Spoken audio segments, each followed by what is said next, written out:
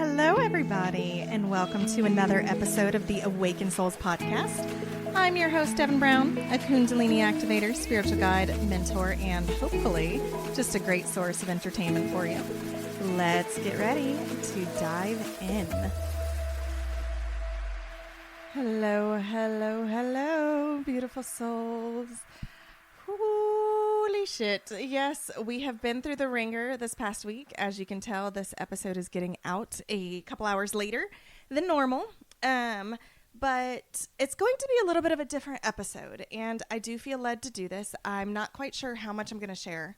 But this is not going to be a me teaching you, me telling you how to heal, me doing any of that stuff. This is going to be more of a personal episode. But one that I feel like as a collective, you're going to be able to gain from, and you're going to be able to understand what it is you might be feeling, especially because those of us who are here as guides, we tend to go through these emotions a little bit earlier than everybody else on their healing journey. And we do that for two reasons. We do that first so that we know how to relate to you and how to walk you past it. But two, we're not only carrying ourselves through the darkness into the light and transitioning and transmuting these dark energies into the light, we're also doing it for you too. So part of us carries our own energies, but the other part of us also is carrying your energy, whether you realize that or not. So just know that if you're feeling a little bit crazy, a little bit spastic, a little bit almost bipolar, if you're feeling run down or anything in the next 2 weeks, you are not alone. If you've been feeling that in the past week, you are not alone. We have had some major energy shifts, some major core light working detoxing and some throat chakra openings, all this stuff. I'm not going to do a full energy update. That's not the point of this. If you want to connect with me and do my energy updates and everything, join my Quantum Circle. It's $39 a month. We do a energy update, tarot reading, collective card reading every single Monday, and also do a channeled message with that. We do a big energy update for what we're looking for in the next month, once a month. And then we do a energetic healing meditation, and then you gain access to all the ones previous as well. But you are given access to direct message me as well through the Patreon site. There's a link in my bio. Go ahead and look at that. But let's go ahead and dive in. So I reached a point, literally the past 2 weeks was probably the hardest healing I've done since starting my healing journey 2 years ago. And I mean, genuinely, the emotions that I felt, the detoxing that I felt, the fact that I didn't feel myself, the fact that I felt so disconnected from who I am, it probably genuinely was one of the hardest things that I've been through. It's definitely the lowest low that I felt in over 6 months. And I went through this for about 2 weeks, but yet life goes on. I'm a full-time student. I own a business. I have friends. I'm a single mom. I'm in a wonderful relationship. And I reached a point where I just couldn't. There's no other word for it. I just could not. And I was sitting there trying to recognize why, because the why is important.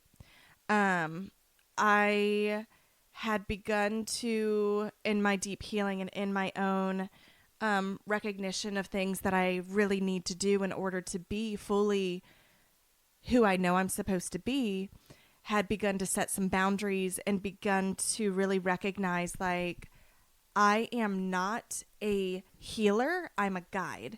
And what do I mean by that? I genuinely had taken on this role of healer in my mindset for a lot of things, and especially for people who were reaching out to me to vent, to ask for advice, to do all these things. And these are people that I love and care about so deeply. I would take a bullet for them. They are people that I genuinely am so grateful to have in my life. But my mindset was almost like I had to help them get through this. I had to move them along. I had to. And one of the things that my guides had taught me or spoke to me was that you are not a healer, you're a guide. And to say that I'm a healer for you implies that all the answers that you need and seek are not already inside of you. Because the truth is that all of us have access to our highest selves and our connection to source and the answers that we seek. But there's a lot of you and a lot of people that just really aren't willing to do the work, and they look for others to do it. Like, they might call you to vent, they might call you to ask for advice, but really they don't plan on taking it. They just want a roadmap so that they can see if that's a way that they will feel like they can have control, but they don't really want to do it. So they look for other people like me to give answers to them, like TikTok people that you might follow. So really, as a guide versus a healer, my goal is to give you faith within yourself, to open you up and move you out of your own way, teach you how to access answers that you need, find your own path and your own healing and enlightenment, because the answers are already inside of you, every single one of you. And the problem with setting that boundary, and I don't mean problem, but the situation that arose with that recognition was the people that began to call me to repeat the same cycle over and over again without making different choices. Instead of telling them what to do, I began to give them their power back. I began to, okay, well, what are you going to do about it? Okay, well, what do you think you should do? Okay, well, here's some choices, but it's really up to you. Like, I decided that I needed to be the person they needed, not the person they wanted. And this is for several relationships. This is for people that are just acquaintances, clients, like people that I don't really know super close. Like, there are people that are close to me, like I said, that I would take a bullet for. There was even my own family, like, that I just really, really, really wanted to pull them up and heal. But I recognized, like, that's not my job. That's not my responsibility. But it also takes away their power. And it really was kind of a codependent mindset. And so with that, I began to look inside, because when I decided that I was no longer going to act as a healer, but rather a guide, all I did was set some boundaries and change my wording when I talked to people. I still took the phone calls. I still took the messages. I still listened and read the emails and the private messages from you guys. But, like, I was looking at it and I was answering in a way that reminded you that you have the power. You have the power of choice. You have the power of responsibility. You have the power of understanding. You have the power that is needed. So when I did that, though, I went into a visceral fight or flight physical feeling. I'm safe. I'm in a wonderful relationship. I'm in a beautiful space. I am, like, living a dream life, if I'm being honest. I'm going to take a sip of my water, so bear with me one sec. Like, I'm living a very good life. So the anxiety that I was having and the amount of anxiety that I was having did not compute with the fact that I knew I was doing something good.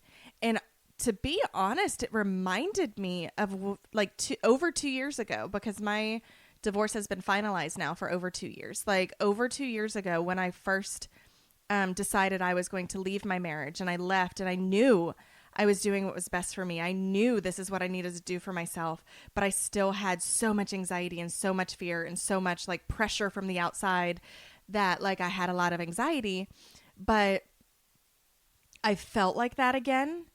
But the difference was, like, I recognized the feeling was telling me something versus just trying to get it to go away, or being overwhelmed by it. And I was trying to learn to sit in the discomfort of it, which, let's be honest, for those of you who have anxiety, for those of you who struggle, for those of you who don't know how to feel quote unquote normal, it is a scary thing to feel out of control of yourself. It's a scary thing to feel out of control of where you're going and what you're doing. And as I began to set those boundaries and as I began to change the way that I was shifting, I noticed some clients decided I wasn't who they wanted to work with anymore because I wasn't giving them the answers. They felt like they were paying me, so they wanted something deeper than I felt they should be receiving from my energy, because access to me is a privilege.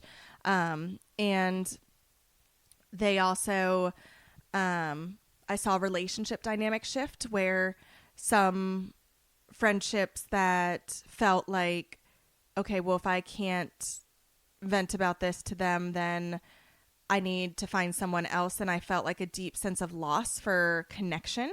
Now, granted, we all have to take space. We all have to take time. I'm not referring to that, but it still caused like a trigger of abandonment.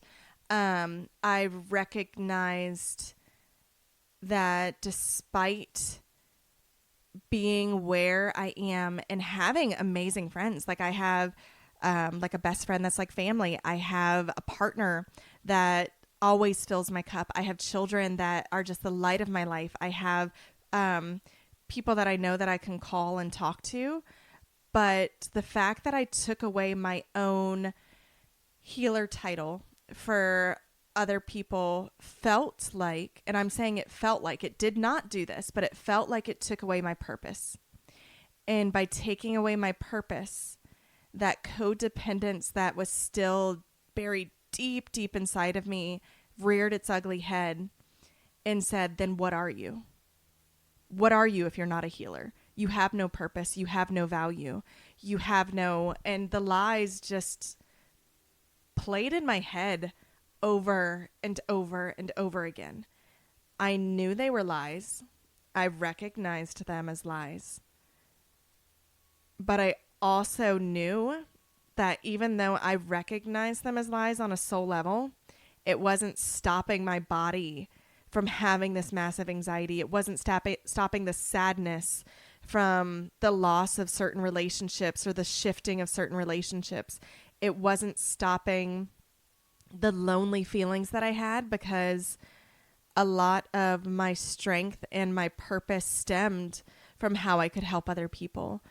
And my guides spoke to me something yesterday, actually, at the end of these 2 weeks. And I'm going to share this because it's important and it ties in, but then we'll get back to the story on how to integrate these energies and what happened. But I was sitting there and I was like, how do I pour into people if I'm not a healer? How do I give to people and show them love without taking responsibility? Like, I truly just don't understand.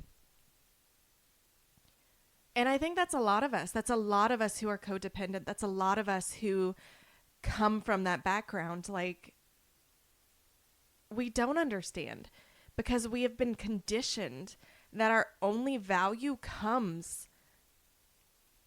from what we can give to others, from how we affect others. And even though over the past 2 years, my codependence shifted from let me help one specific person to let me use my journey to help all these people, it still had that codependent foundation of I am required to help them versus I can just be me and let them be guided because of that.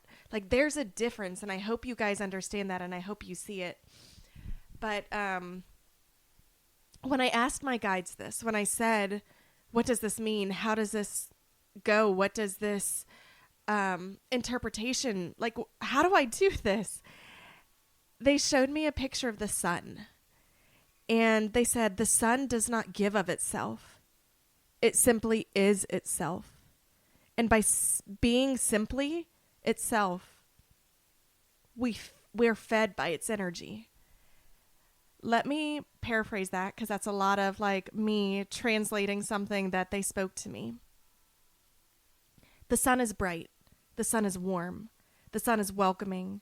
The sun is healing. The sun gives life. It does. Without the sun, all the plants would die. There would be no life on Earth. Like, eventually, it would die. So, the sun simply is itself. It simply does what it wants to do every day. It burns bright. It shines. It orbits, or it doesn't orbit, but we orbit around it. It allows that. It allows people into its sphere. It allows people to pass by, but it simply stays stable. It simply focuses on itself. It simply shines. And by doing that, everyone else is reached by its rays that emanate from it. It doesn't come to us, we come to them. And that's the difference between being a guide and being a healer. Being a guide is someone who says, I am enough as I am. My story is enough as I am. My story is where I need to be focused on healing my story, healing my generational curses, healing my stuff. And when people want to come through past my circle, into my UV rays, into my light, I can then stand and say, I gotcha. Here you go. But it doesn't take away from me. It doesn't take away from my brightness. It doesn't take away. But the difference is a healer almost equates giving a part of yourself, at least for me. Maybe not for everyone. I'm sure there are some healers out there that have such strong boundaries that they don't need that. But I can tell you right now, I know the therapist that walked me through all of my conditioning and all of my patterns when I needed help. I remember crying in her office, tears streaming down my face as we walked through a memory and released these emotions. And she just was able to be a strong rock, a strong sun, just standing there in the presence. And I looked at her at the end and I said, how do you do that? And she said, what? I said, how do you stand there so calm and not take this on? How do you not give a piece of yourself to every client when you do this? And she said, I know that your story, as much as I'm here to help you, is not my responsibility, but I'm also just standing in strong boundaries. Like, I'm here to help you get to the answers that are already inside of yourself. And I'm very much paraphrasing what she said. Like, this is a revelation that has come from, she's just said, oh, I keep myself very grounded and I have very strong boundaries. But what she meant was what I said before. And I went through an identity crisis, I guess you could say, in the past 2 weeks, where I really, if I'm not guiding as a healer, what the fuck am I guiding? Like, genuinely, like, I mean, it doesn't make sense to me. And my guides have just made it very clear. You're just being you. Feed yourself, guide yourself. Like, there's so many people who listen to relationship podcasts, listen to all these things. And I'm speaking specifically about like women relationship podcasts. I don't know about men because I haven't listened, but like I'd assume it's probably like a little bit different. But they always talk about, if you want to attract a positive, confident man, if you want to attract someone who is at a good vibration, if you want to attract someone who is able to be on the level that you want and need as a securely attached man, you need to put all your focus and energy into filling your own cup, because that is what is attractive to them. The fact that they don't have to hold you up, the fact that they don't have to pick you up, the fact that they can see that you change the world just by being you, makes them want to be in your presence. And they don't want to change you because they like who you are, as you are, because you are being true to yourself. And that being said, that is how it needs to be in everyday life. That's how it needs to be in our relationships, in our spirituality, in our physical relationships, in our mental relationships, in our personal, emotional relationships, but also in the relationships with ourselves. So, like life is in general, when you're down, something will come to pull you down even more. And dark forces are at work every single day. Every day. It doesn't matter if you're a light worker. Doesn't matter if you are like not. Doesn't matter if you're neurodivergent, neurotypical. It doesn't matter. When you are down, guarantee a trial will come to remind you of your power, to remind you who you are, or to sink your ship. Taking another sip of water. As you guys can tell, this is going to be a longer episode. This is a good place to stop if you can't listen on for the next, but I'll give little breaks and segues throughout, so never feel like you have to listen to this whole thing at once. But I was already down. I was already dealing with my identity crisis. And then this week I do 50-50 custody with my ex-husband. It's a great schedule. We both get one-on-one time with our little guy. Like we have like 1 week on, 1 week off. We both talk to him during the week, like when he's with the other parent. Like we have a good relationship. But my son had some sort of allergic reaction to something over the weekend when he was with his dad, and ended up having hives and a rash. Just not okay. I picked him up early Sunday. He had got the medications he needed, like took care of all of that. But between Sunday and Thursday, mind you, I'm already having an identity crisis. Now I'm in full mom mode, trying to bring relief to my child, having like just that inexplicable mom moment where you see your child in pain, you see them suffering, and you know there's nothing more you can do apart from what you're already doing, and it sucks. So you have that emotional aspect. But then between Sunday and Thursday, I maybe received 15 hours of sleep. So let's add sleep deprivation on there, on top of identity crisis, on top of the visceral anxiety feelings of, oh my gosh, I'm not enough. I can't do this. And I love, as I'm speaking this, it literally started snowing outside. It was so pretty yesterday and it's snowing now, whatever. But there was that. Well, then on top of that, I have midterms in my college next week. And I did find out I am in the top 10% of students at my college. I was accepted into the honors program, and I was inducted into the National Honors of Psychology program, or like the sorority, because of my grades and my grade point average and how well I'm doing.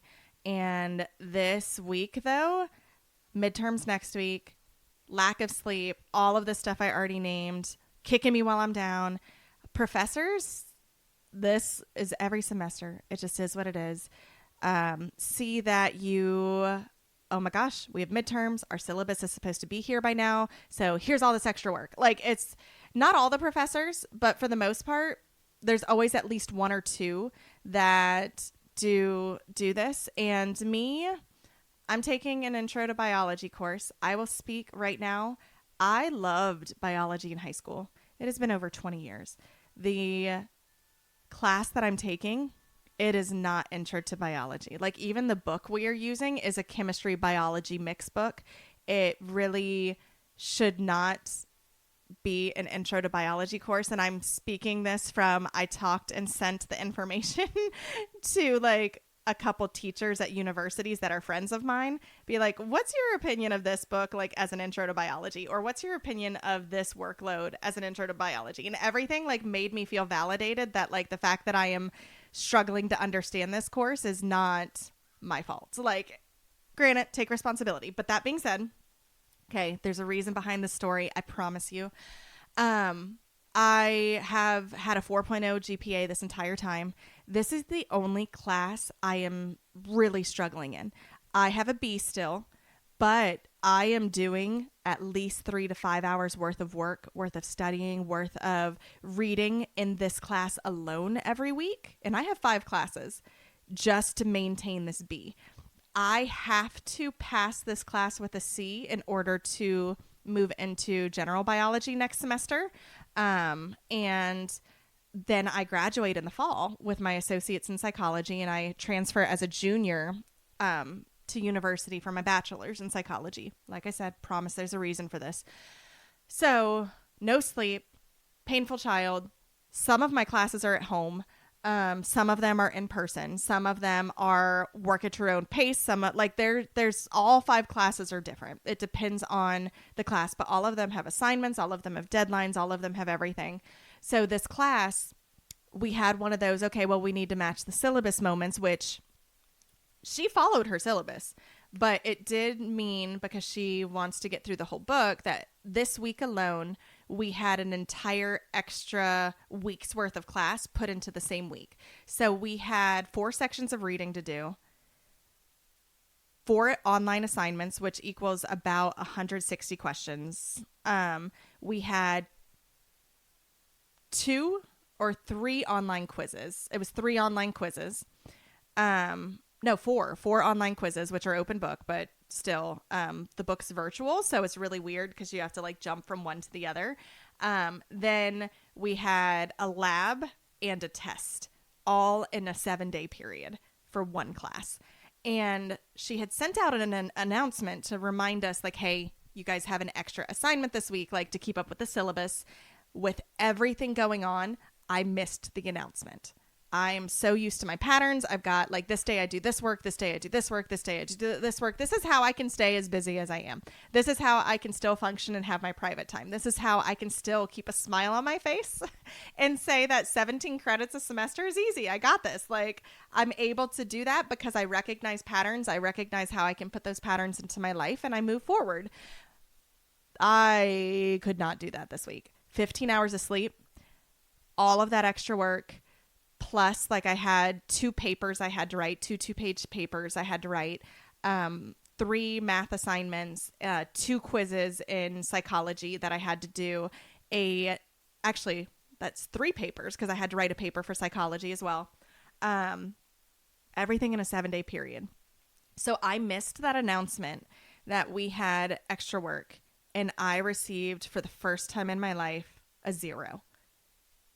I'm 37 years old. I never even let myself have a 0 when I was in high school or anything. I always like completed assignments. I had a lot of trauma around my grades and like expectations of what I needed to do. And so like I would always ask my teachers for extra credit to try and keep my grades like above a C like at school. And I was like, oh, fuck, because my grade with those 2 zeros, because of what the assignments were and how much value they held, pulled me from a B down to a C. And I had a little bit of a meltdown on top of the identity crisis that I had, where I just was like, I can't do this. I'm on empty. I can't survive. I have my poor baby who is in so much pain. I'm trying to offer relief. I can't offer relief. So I had to just kind of disassociate from myself, shut down so that I could be a mom, be a worker, be all this stuff. And I'm going to state, for those of you who are in my quantum circle, for those of you who watch my Facebook, watch all of this stuff, my guides were obviously looking out for you because I had no idea these 2 weeks were coming, but they had really led me to pre-record certain things for the quantum circle, which channeled messages. Energy is energy. Like, it's going to come when it's appropriate. And I went back and looked, and yes, it was absolutely appropriate for what you guys need to hear at the time. But also like so I already had recorded my podcast for Monday. Last Monday, I had already recorded my quantum circle for the past 3 weeks. Like, and it was one of those things that I was like, okay, I can breathe. Like, at least that's one other thing. Like, when I'm on empty, I don't have to try and give. So I was already beating myself up. I was already at this place of just complete, like, oh my God, what do I do? Now, I'm going to let you guys know, I did talk to my professor. I explained the situation. She gave me a one-time only extension. Like, I was able to redo the quizzes that I missed, and bumped my grade back up into a B, thankfully. But so she was great on that, like, no problem. But I went through this, oh my God, I am drowning and I just can't do it. And I completely disassociated from myself. I disassociated from where I was and what I was doing. And all that to say, the importance is to understand when you are taking on the role of being a healer for everyone else and you are not filling your own cup, when you are taking on the role of trying to find answers, but not doing it in a way that is focused on really just finding your joy, being the sun, being the light, you will eventually get to empty. And I got there. I got there badly. All that to say, yes, I will segue this. My little guy is fine. It took till Thursday for the last of the hives to go away. He does have relief. He's finally off his medication. Like, we are good to go. Hopefully we never deal with a situation like that again. But I was exhausted and I disassociated from myself for survival purposes. I knew I was on empty. I was tired. I was exhausted. I was grumpy. I was emotional. I was feeling a loss of purpose. I was feeling like I had no identity. So the identity crisis. And yet I still have to go on. I still had all those assignments due for the week. I still had to be a mom for my poor child that was suffering. I wanted to be a partner and to be a loving partner, but I got to a point like I couldn't even be loving to myself. There's no way I could be loving to someone else. But I also didn't want to be someone who just reacted. So I just shut myself off from myself. And unfortunately, trauma response, I'm very good at disassociating. I'm very good at allowing no emotion to come in. But then that left me disconnected from those who were closest to me who wanted to help, because I felt like a burden, because I wasn't even allowing myself to feel the emotions. I wasn't even allowing myself to understand what was taking place. So by doing that, I ended up not feeling like I could open up to other people, because if my emotions were too much for myself, they were absolutely going to be too much for someone else. And thankfully, I have a very in-tuned partner and counterpart who he saw what was going on, and he was there for me as much as he could be. But then he definitely needed to take some time to himself to gather his thoughts. But he came back to me and he openly stated, I really feel like I need to talk to you. And he very openly told me, like, you are not yourself. He's like, you are trying to do everything and be everything, and you are not allowing me to shoulder anything. He's like, and that's what a partner is for. A partner is here to do that with you. And for those of you who don't have a partner, guess what? Friends are there to shoulder. A therapist is there to help shoulder. Like, people can be in your circle if you let them. But that's the key. You have to let them. But he wasn't trying to give me answers. He wasn't trying to say, I'm your healer. What he was saying was, I'm here if you want to talk this through. I'm here to listen and help guide you to the answers that you need within yourself. And it was one of the emotional moments. Him and I have been dating for several months. It was one of the emotional moments that I have had. And he definitely saw me at my worst this week. The worst I've felt for months, like, in general. And we all have it. Like, it is what it is. But like, all that to say, it was a great reminder that truly I am only going to be able to make a difference if I'm focused on filling my cup, and if I'm focused on pouring into myself, if I'm focused on feeling the emotions and then letting them go. Because if we can't feel the emotions, then they're trapped. And it's like almost like a can of soda where you take it and you shake it, and it's built up, it's ready to explode, it's ready to move. And then the moment somebody shows kindness or vulnerability, it's just going to explode all over the place. Like, the moment you're ready to release it, it's just going to explode. And I had that a couple days ago, where it started with me reacting. I finally got to a point where I could not do it anymore. And like, I couldn't disassociate. I couldn't do anything. And something stupid, like a joke was made or something had happened that I just like reacted in a way that I was not proud of for myself, and that I never want to.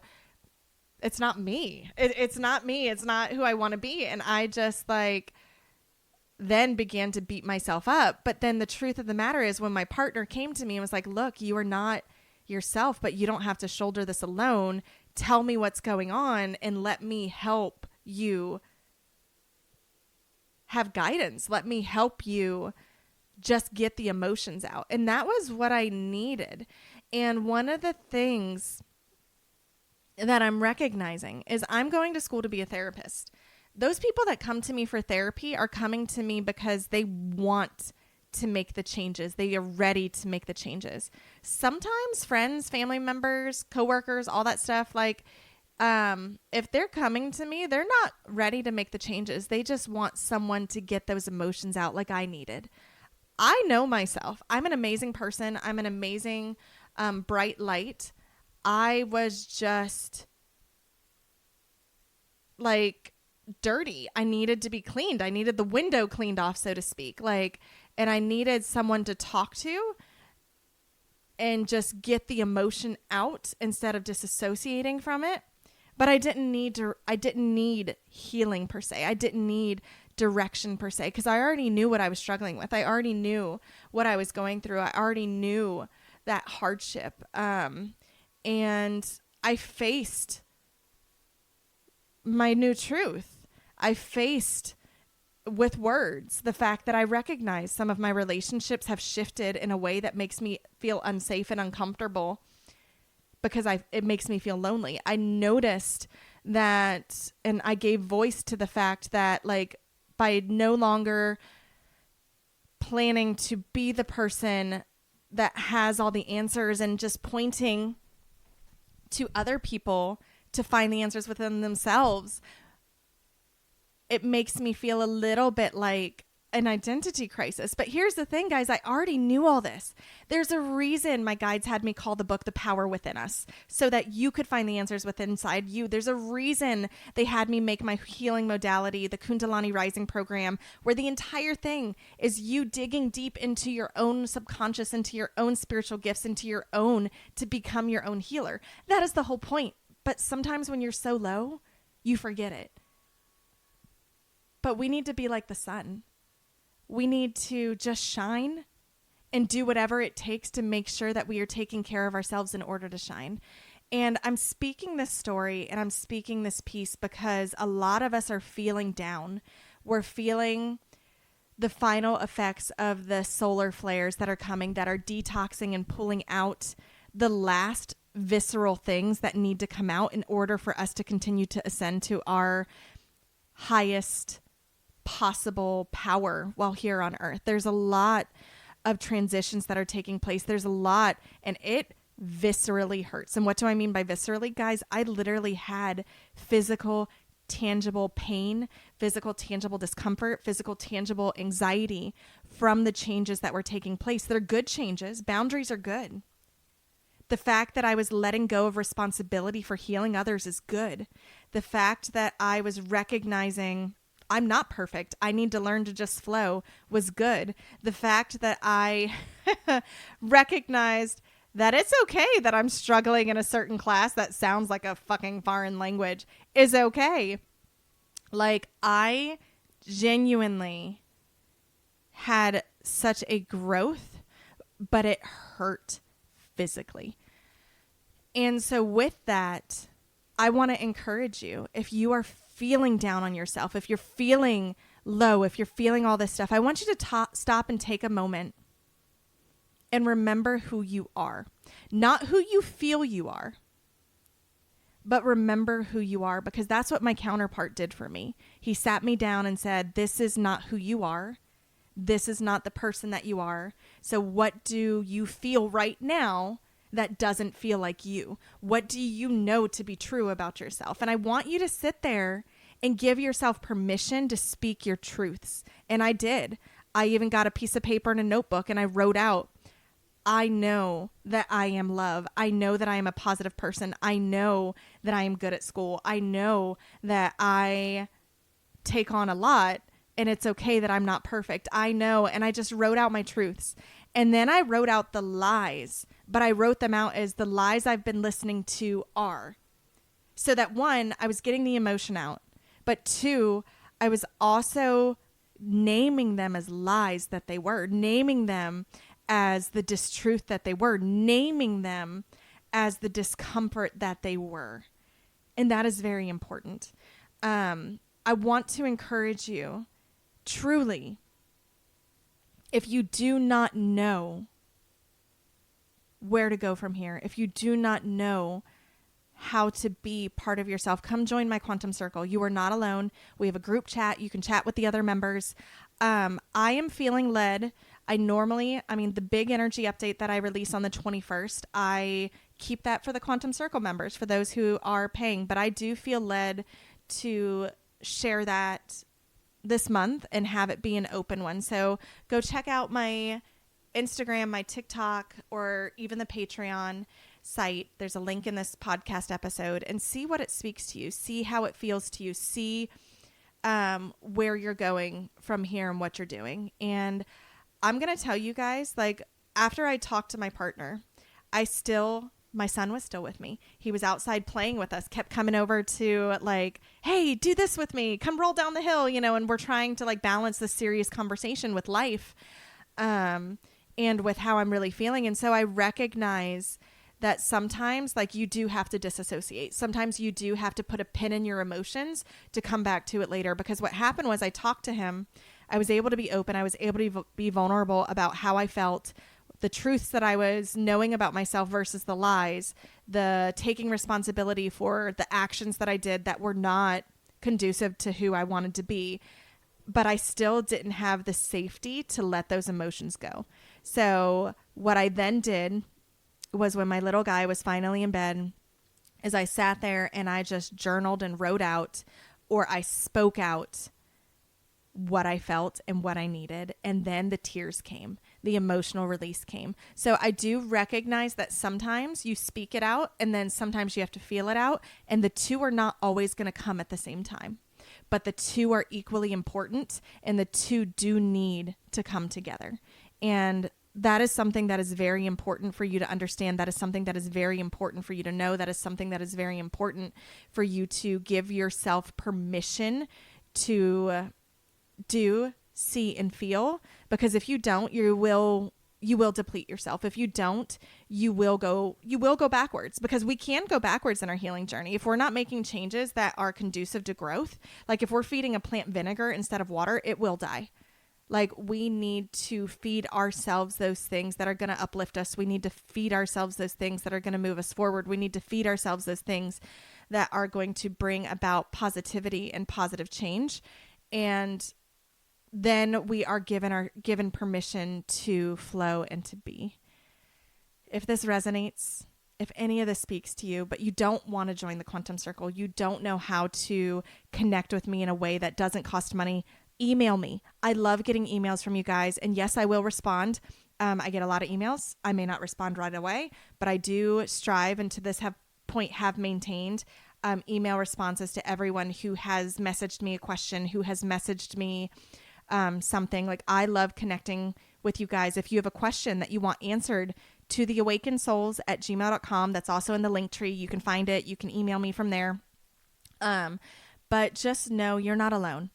The energies that you are feeling, this is a growth, and consider it growing pains. Consider it a stretching of the muscles, a stretching of your spirituality, a stretching of your faith, but you will come back out on the other side.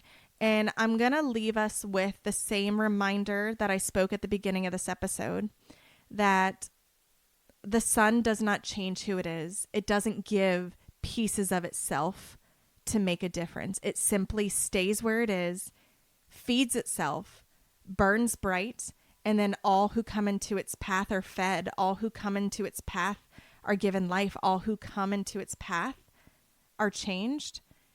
And so your focus to make a difference in this life, to make a difference in this world, is just to be. Just to be. Feed yourself. Be the light. But be genuine. If you're not feeling it for the day, isolate. If you don't have the energy to respond to someone, say, I don't have the energy. I have a really good friend who reached out to me during this time period and said, do you have emotional space for me? I'm going through something. And I responded, I don't. I'm sorry, but please send me your message. When I do have the space, I promise you I will look at it and I will get back to you. And it took several days.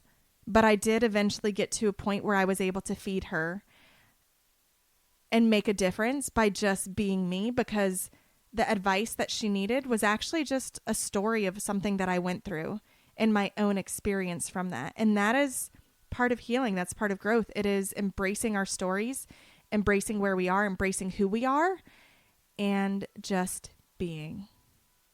Thank you guys so much. I know this is a longer episode than normal, but I do also believe this is probably one of the most important episodes I have ever put out there, especially with where we are going in our healing journey, especially with where we are going in the shift of energy, especially where we are going